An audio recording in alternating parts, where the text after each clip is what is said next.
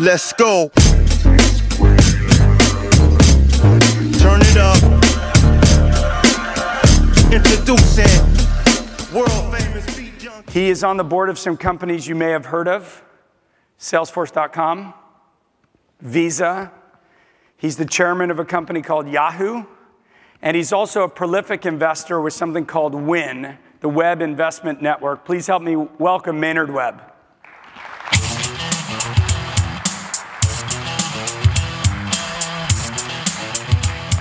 You got water? I didn't even get water. Anyone have water? Like, I would love to get some water. I'm a worker. I'll go get it. Thank you. I appreciate it. No problem. Tom Perkins would have never done that for me, so. Or many things. Yeah, that's true. So, Well, as an investor or working man? What's that? Nothing. Sorry. Yeah, okay. No, I actually sold my company to a company called Salesforce.com. I heard you know it. And I just had to start with one question. When you go to board meetings, do you even get to speak? Like, what is it like being on the board with Mark Benioff? It's an experience. Yeah? And it depends on how things are going. If they're going fabulously, which they usually are, we do a lot of clapping and cheering. And if they're not, he tells us we should have done something better. So it's awesome. But I would just say, on the Mark front, I've never met anybody that is more engaged and more passionate and more welcoming to the board. So unlike a lot of boards, he'll say to the board members, come to our offsites, and he asks us to come to 2 of them a year. He has them, I think, 4 or 5 times a year. And I chose one last year that was in Washington, D.C., when we were a little worried about the quarter. Yeah. And Mark was in drill down mode, and so we worked till 11:30 at night while he challenged everybody on every territory. And I was like, how in the hell did I pick this one to say? Yeah. You know, because most of them are celebrations in Hawaii on the sales, club thing. But, anyway, he's fascinating. I will say this, I try hard not to write about Mark or write about Salesforce because I kind of feel like it's unfair to write about your former employer. Mark Benioff was so detail-oriented on sales operations, account reviews, making sure they were hitting their quarterly numbers, and really micromanage the marketing and product processes. Is that your experience at the board level with him? I think he's got a lot of attention to detail, is what I would say. And a lot of vision. It's interesting to have the mix of insight and knowing where the world's going, and yet still being able to spend time drilling on almost anything. So. Yeah, he does like to drill. So you're on the board of Salesforce. You've been on since 2006. You also are on the board of a company where, I guess for a period of time, was less cheerleading, called Yahoo. You went through the Scott Thompson, right? Yep. The Scott Thompson debacle. Tell me about the role of being on Yahoo's board. Like, how did that differ? How does that differ for you than Salesforce? Oh, well, it's a lot more heavy lifting, is what I would say. And we can't talk much at Yahoo about the board. There's a board policy about that.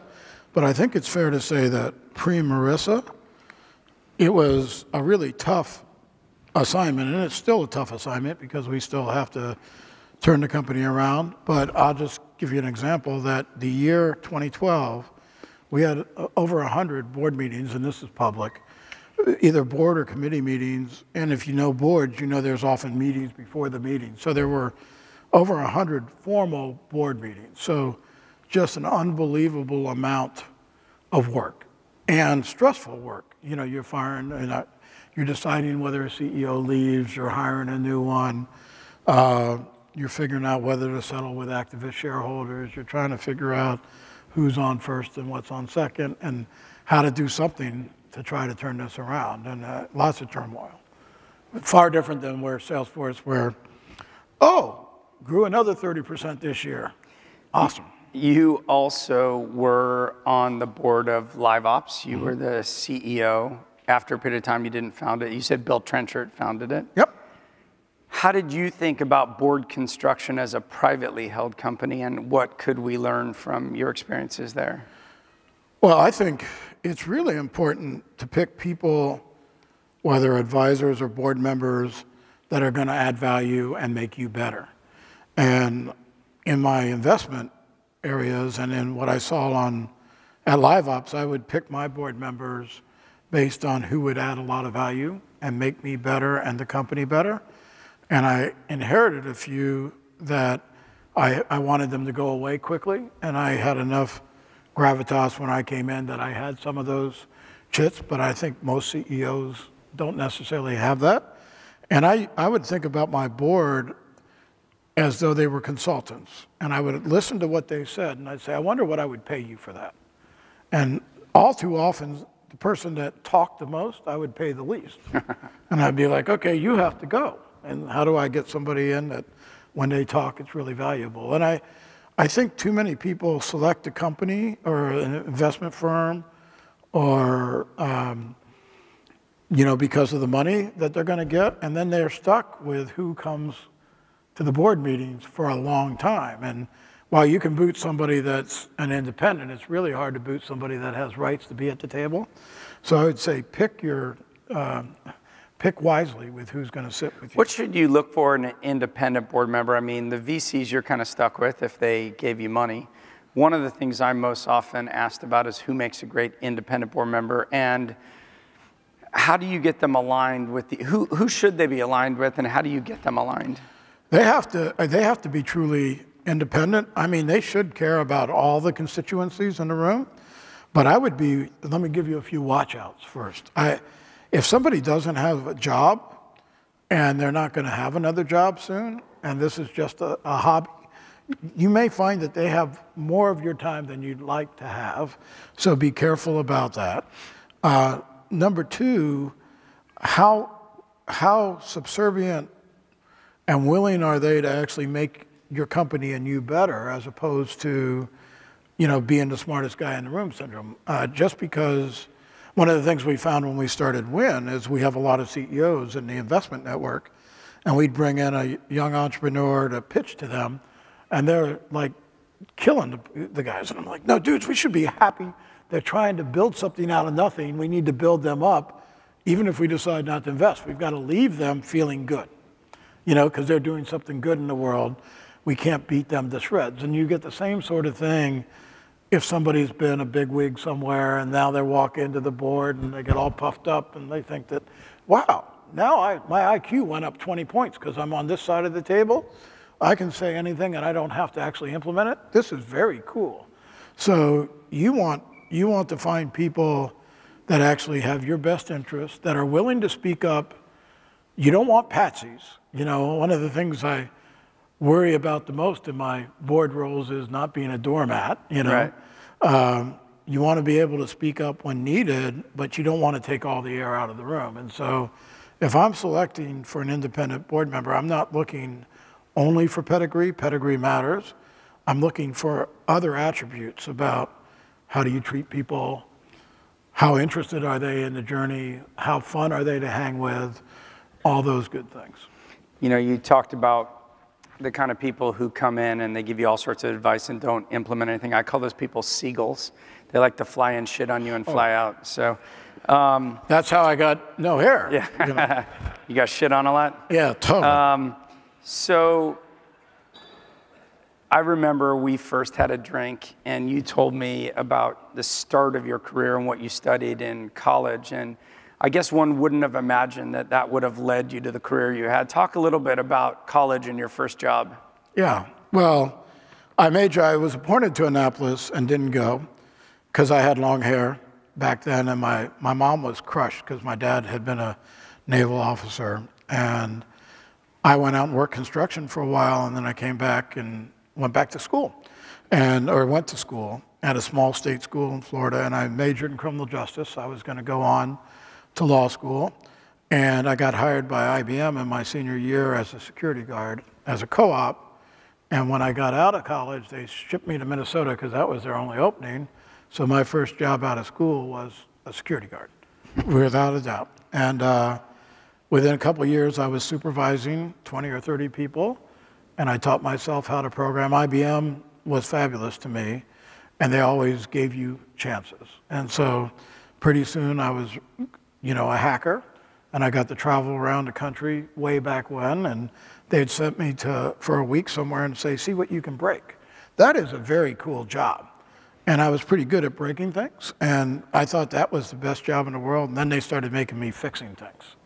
And so I'd go around fixing, and that's what I've been doing ever since, I think. We had terminology when I lived in UK. They called it poacher turned gamekeeper. So yeah, probably. Let's skip, if you don't mind, I'll skip like all the great companies, whatever you Bay want to Networks, Gateway and whatnot.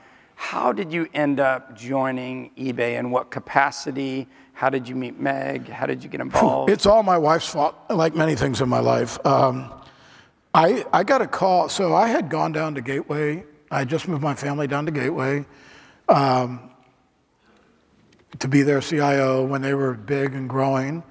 And I got a call from Meg who said, Ed Zander referred me to you. So I thought she wanted a sales call on Sun Hardware.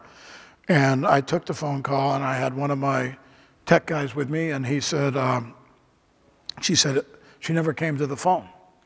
And I said, well, screw her. She doesn't want to come. I was here for her, and so we canceled the call. And they hired somebody, and then he was melting, and so she hired this world-class person who'd hired the head of Amazon to try to find me, and she said, Maynard's the guy you have to hire. She goes, oh, I tried to hire him, but he wouldn't take my call. That was her recollection. And she goes, I know how to get to Maynard. I'm going to call his wife. So I was in Singapore with Gateway, and I called home to say hello to my wife, and she's like, I got a call from Robin, and you should take this call from eBay. I said, oh, honey, you're doing my recruiting for me now. This is freaking awesome. And she said, oh, I just think it's time to go back to the Valley. I said, we've only been here. It's not been a year that we're here. I can't leave. And she goes, you should go meet Meg. And so I flew up to meet Meg, and we met in the Admirals Club. And her husband and her kids were young at the time. Now they're all grown. But they kept calling into the Admirals Club because they were going to go skiing. It was a Friday night. And by the time we left, I knew I had to do it. She hooked me. And I showed up about a week later, and 7 years of fun. And I read that it was only 250 employees back then. Is that right? Yeah. They thought that was a big company, by the way. Now, I remember reading back in the day about a technology meltdown that they had, a period of time. Can't remember if it's a book I read on the topic.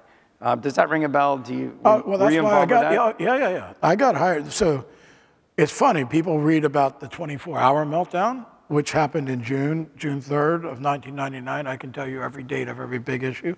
I got hired in August. But what it doesn't say is they had a history of really bad system problems. So the year before, search didn't work for a month and a half. Can you imagine a website today where search didn't work for a month and a half? And the tech guys were like, it doesn't matter. We're still growing 100% month over month. At one point in 1998, they stopped taking new customers for 7 months. 7 months. Because they couldn't handle the load. Now, so we had a history of a little bit of system problems, and the good problem is we had lots of customers and a lot of future, and I just thought that was a fun thing to have the team come in and fix. You went from 250 employees when you started to 12,000. One of my big topic areas is to scale a great business, you really need to pay attention to human capital management. And I find both venture capitalists and technology people not particularly adept at that. How did you guys deal with the culture, creating a winning environment, a place where people could thrive, succeed to allow you to grow? Well, I care. I mean, my whole career, first, as I told you a little bit about my background, I'm not qualified to do any job that I've done, so I had to be entrepreneurial and trying to figure out what success looked like, and I had to hire really, really good people who were far smarter than me. And so I spent a lot of time on people, and I had built an entirely new team within 2.5 months when I got there, and Meg was really, really good at picking talent, And several of the people that we had on exec staff are now running other things. Look at Jeff Jordan, who's a great friend of mine, you know, did a great job at Open Tables, now at Andreessen. Bill Cobb's running H&R Block. Meg's running HP again. We spent a lot of time on people and culture and how do we make sure we bring people up and how do we actually train people to give up. And give some specifics Yeah, of how well, you do that. like one of the things she did that drove everybody crazy in the beginning but became a source of strength is, and you can't do this when you're not growing quickly, but we knew we would always run into problems where we had not enough people to go into key jobs. So she would hire 2 or 3 people ahead of the curve, make them biz dev or something. And unfortunately, they were all always trying to figure out what to do, and they drove all the operating guys crazy. But within 6 months, they slotted in and had real jobs, and we got to know them in advance so that you didn't have to start a search process when you needed skills. We would look at everybody in the organization and every function and say, are we scaling past them? Somebody that was doing really well 3 or 6 months ago, the job is twice as big now. And so your mentality, it sounds like, was bring super talented people, get them in the ship, and then you'll find a role for them. In many ways, it reminds me of what Sheryl Sandberg said from an employee standpoint, which is sometimes the best advice is if you see a rocket ship, get on and worry about your role and what your seat is later. I mean, does that resonate with you? Totally. I would also say that I've made tons of mistakes. And some of the biggest mistakes I made was hiring folks that were, I always tried to hire somebody that was willing to do today's job, but could scale to tomorrow's job. You know, a little bit of what Meg did with me, where I had run a much bigger org, but was going to a small thing. But what I often missed, my biggest mistakes were when I did that, and they told me they were willing to do today's job, but they really weren't. Right. And they wanted staffs of thousands around them or anything else. So I think picking talent is really important, and I've often seen both founders and key people in roles go way further than we ever imagined by trying to buttress them and help them if you can do that and build teams around them. How do you know when it's time to fire somebody? Meg used to say to me, you know, when is it better without them than with them? And when you start thinking about it, and you wake up and they're annoying you, and you have to figure out why are they annoying you, and how much of my cycles am I spending on this? And the second I have never met anybody that said, I fired somebody too slowly. Yeah. You know, most of the time it's like I knew it and I didn't address it. It's hard to change people's lives, but I would say, you know, if somebody's not working out, talk with them quickly. Fix it fast, help them, but if they're not meant for you, don't waste a lot of time, especially if you're a startup. You don't have any time for not having the right talent on board. So you have now, having been through all these company experiences, started to give back. One of the ways you've given back, you wrote a book called Rebooting Work. Yep. Tell us a little bit about that and your advice for people in terms of career development. Well, I love people, and I've been very blessed in my life, and one of the things that drives me crazy is work for me is a source of joy and inspiration, and to over half the people in the country, it's not. And I think that's catastrophic. And so I wrote a book about how not to blame the company, but how to actually take control of your own destiny and become the CEO of your own destiny, and that's what the book is about. And we created a company around that to provide mentoring as a service. But like CEO of your own company, I know that's something that Mark Pincus would say a lot. Somehow it seemed like bullshit when I heard him saying it. Like, what does it mean? Like, well, what it means to me is you can't be a victim. Right. Like, if you're not happy in the company you're with, fix it. Right. Figure out why you're not happy. Go somewhere else, start your own thing, you know? But only you can, by the way, if you're unhappy, you're not doing your best work for the most part, and you're ceding control to the company. I would never cede control or my happiness to the company. So the whole book is aimed at how to make sure you understand what success looks like for you and how you can control that. And the companies don't, when I started at IBM, you had a job for life. Those kind of don't exist anymore. So you're the one that has to craft where you're going. Do you talk in the book, I mean, I obviously read all the excerpts and read the key points, but do you talk about sharpening the saw? I mean, one of the most influential books for me was 7 Habits of Highly Effective I love People. 7 Habits. It was very instrumental in my early career. And I read it early in my career, and one of the things Stephen Covey talks about is sharpening the saw. And for me, the only way to control your own destiny as an employee, or even as a company, as a metaphor, is success. And if you're not learning, if you're not growing, if you're not retooling, like, you can't just be the CEO of your own destiny if your skills aren't like. Right. I think sharpening the saw. I also think too many people speak about work-life balance as the end-all and save-all. I think if you think about the best learnings you've had in your career, they're when you worked the hardest or had the biggest challenges in front of you. And I think the better thing to do for folks is to give them tough problems and let them grow and be challenged. And if you're not learning something new every quarter, if you're not learning something new, you're staying stagnant and the world moves on. So we have just a couple minutes left. I want to talk about WIN, Web Investment Network. Yep. Your model is you invest half of a round, let's say I read often about $500,000, and then you invite your peer group, something like 90 of your friends, and I gather your friends are fairly influential to invest with you. Talk a little bit about that. What do you look for? Sure. How would people know how and when to approach you? Well, I built this as my retirement gig, and it's turned into something bigger. And I really built it aimed around trying to help young entrepreneurs. I love that. Omar's in the audience, and I was on his board at AdMob, and he was phenomenal. And we took the money we made out of AdMob and decided to plug it into my money. I didn't raise a fund. I wanted to go pluck it into other new companies and have the same kind of experience. And I said, I won't scale very much because there's only one of me, and if we're going to do this a lot, how do I scale? And I also thought about what I'd be missing, and I thought I'd be missing all these great people that I had been in companies with. And so we do everything for free, and we go find deals. Sometimes they come from the affiliates, and sometimes they come from the team, and sometimes they come from our portfolio companies. I'd like more of them to come from Upfront. Yeah. But, I sent you 2. Yeah, I know. I heard them. We're already on it. But we get deals. We use the affiliates to help vet the deals, and then we get more than we want, and we go syndicate it.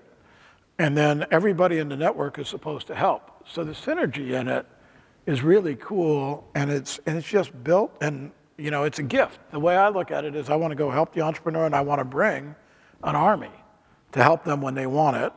And then for my friends, it's I want to bring you a gift. And they're all like, well, let me give you money. I want to have you be a fund. Who runs it? How do we? Michael Nero. Yeah. Michael, raise your hand.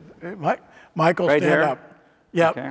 He runs the fund. We have 2 associates next to him. I built it with help. Ron Conway gave me a lot of advice. Aaron from Box gave me a ton of advice. He told me it'd be addicting, and he was certainly right. I'm having a blast doing it. Wonderful. Well, I can say, from having spent private time with Maynard, if you have the opportunity to work with WIN, getting real operational knowledge from your investors, a treasure. So I thank you for all you do, and I thank you for coming to LA to join us today. So thank you. What a great event you've put on. Thanks so much. Let's go. Turn it up.